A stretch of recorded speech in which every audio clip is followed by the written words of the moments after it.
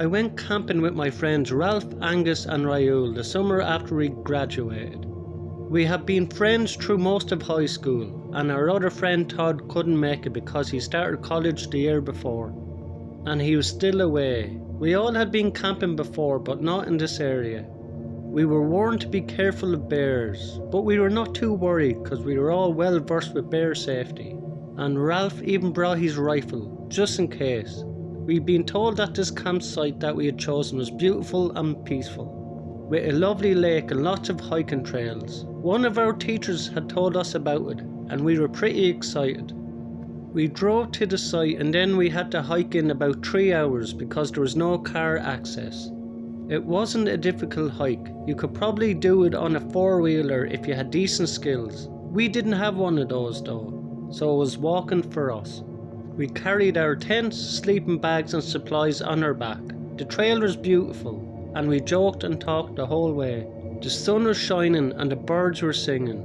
We saw some bear poop, but we didn't care. In fact, we actually wanted to see a bear. We reached our campsite with plenty of sunlight left, and we were amazed by how beautiful it was. We found a spot by the lake and set up our tents. There was lots of trees and plenty of shade. The water was crystal clear and we could see fish jumping occasionally.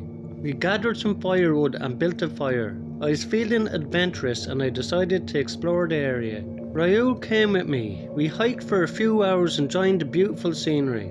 As we walked we found more evidence of bears. There were scratches on trees and large piles of poop. We started to get a little nervous, but we reassured ourselves that we would be fine, as long as we didn't do anything stupid. We returned to our campsite and sat around the fire roasting marshmallows and telling stories. By then Ralph and Angus had hoisted what was left of our food into a tall tree to keep it away from the bears. That's really the minimum you need to do. We stayed up, laid around the fire. It was a perfect night so far. We went to bed at around 3 AM. I was sound asleep as soon as I lay down. However, I was suddenly jolted awake by the sound of screaming. I sat up, confused and disorientated. It was still dim in my tent. Seemed like the sun was just rising. I looked at my phone and saw that it was 5:20 AM. I heard loud growling noises. I poked my head out of the tent and saw a huge bear tearing apart Angus's tent. Angus was screaming and trying to get away. I was frozen in terror and I didn't know what to do. I got out of my tent and stood there watching. I wanted to jump in and help my friend, but I knew I couldn't. Suddenly, Ralph jumped up and grabbed his rifle. He fired a warning shot into the air and the bear disappeared. The sound of the gunshot was deafening. My ears were ringing. I turned to Ralph, who was still holding his rifle. He was pale and shaking. We realised then that we had to leave the campsite right away. We packed up our gear and took off down the trail. Ralph was clutching the rifle the whole way. We were too scared to stay in that same area, even though we had planned to stay for another 3 nights. We hiked back to our car as quickly as we could, not wanting to look back or think about what could have happened if Ralph had not been there to scare the bear away. We made it back to the car and drove to the nearest ranger station. We reported a bear attack and he told us that we were lucky to have escaped and that we should always be careful when camping in bear country. We drove to a nearby town and found a cheap motel where we could spend the night. We talked for hours about what happened and how lucky we were to be alive. Ralph came out looking like a hero, and to be honest, he deserves it. We started on a hot summer with some friends on a camping trip in the woods of Florida. We were still on the road to this site when we came across an entrance that was blocked off by a sign that said, "Stay away, no trespassing." I pointed this out to my friends knowing that they would want to check it out. Looking back, I know that was my mistake and I should have kept my mouth shut. We arrived at our site. As soon as we got out of the truck, they insisted that we investigate the enclosed area and they wanted me to tag along. I didn't want to, but they convinced me to go since they said it would be fun and exciting, so I agreed and we walked on the dirt road from our site to the closed off road. Then we hiked in. Something I noticed once we entered the area where the trees, they seemed dry and white, like something had sucked the life out of them. We kept walking and saw an abandoned campsite. We thought there must have been some stuff there that we could take back to our camp, but there was nothing good. Suddenly we heard a deep voice that said, "Get out of here now." We looked around, scared, but we couldn't see anything in the darkness. We had a flashlight with us and we flashed it around for a bit, but we still couldn't find the source of the voice. Next, we tried to backtrack to our campsite for a while, then we realised we were walking in circles. Just then, another voice said, "We warned you." I was frustrated at this point, so I said back, "We're lost and we're trying to leave." We kept on walking for what seemed like hours, but we got nowhere. There was 5 of us in the group, and eventually I noticed that one of my friends was missing. We looked all over the place, but we saw no sign of him. We shouted his name into the dark woods, but there was no answer. We couldn't explain how he disappeared from the group, but he did.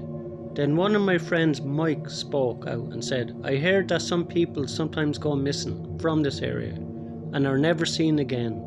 Then I said to him, "Don't you think you should have told us that before we came here? I'm sorry, I just thought it was some fake story to keep people out here." When I was done arguing with him, I noticed that someone else was missing from the group. We were down to 3 out of 5 people. And I was thinking to myself that this reminds me of that movie Predator. We were being hunted. Then I heard another voice say, "You can't escape from us." Chills ran down my spine when I heard that, but I kept walking on the dirt road that we thought was our path. What else was there to do? Eventually, there was a dead end. And those dead trees were blocking the way. The ugly white dried up trees. We were trapped. I looked carefully at the trees. Then I saw something move.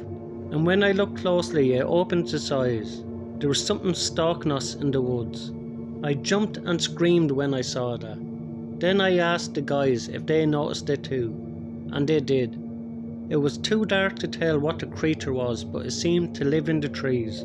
There was also no way to tell how many of them there was. All I knew is that we were being hunted, and there was nothing we could do about it. No other options. The 3 of us decided to run.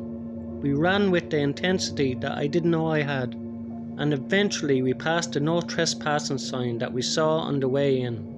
Not long after that, we made it back to the truck. The 3 of us drove off that night and reported the incident to the police. Unfortunately, no trace of our lost friends were ever found.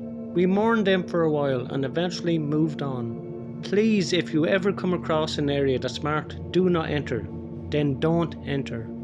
We made that mistake and paid a horrible price.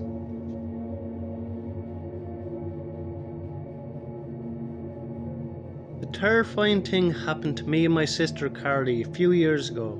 We both hadn't taken a vacation in a long time and wanted the chance to catch up. We were both in our early 30s. I'm 2 years older, and it was becoming more and more difficult for us to spend some quality time together. Our plan was to spend 3 nights camping and 3 or 4 hours of hiking in between sites. We were both excited to get away from our normal lives. On the first day of our trip, we parked the car at the entrance of one of the trails and we began our hike. We were about an hour in and we encountered a man named Tom. He was around 45 years old, tall, muscular, with a grey beard. Tom seemed friendly at first, and we chatted for a few minutes before we moved on and went our separate ways. We'd seen a few other people on the way, but none of them stuck out. The park was vast, and the further we went in, the fewer people we saw. We hiked for a few hours and finally reached our first campsite at about 3 p.m. We set up our tent and some other things. We were tired from the hike and we decided to rest for a while. As the sun began to set, we started a small campfire and cooked some dinner.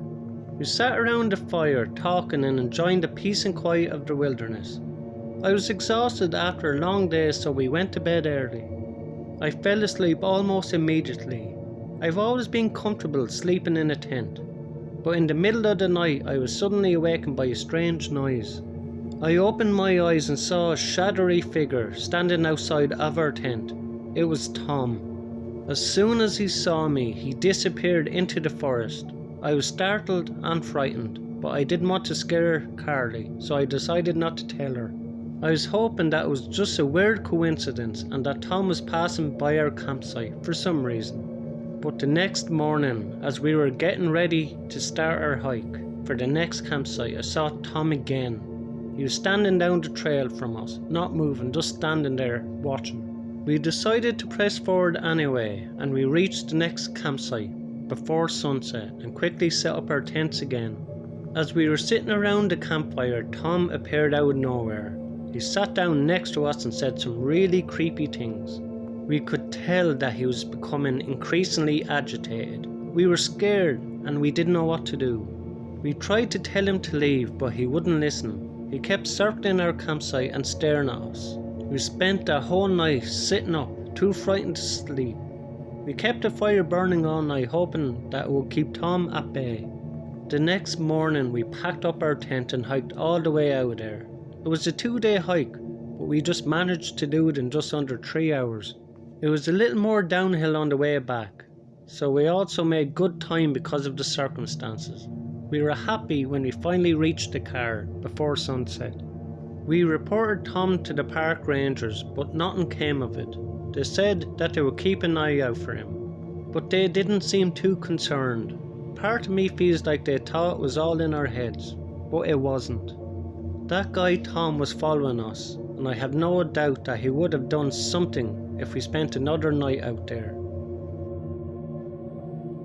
Thanks to everyone who likes, comments and subscribes to my videos. I really appreciate it. If you enjoy these 3 stories, you will enjoy the next 3 stories in the box above. Thank you.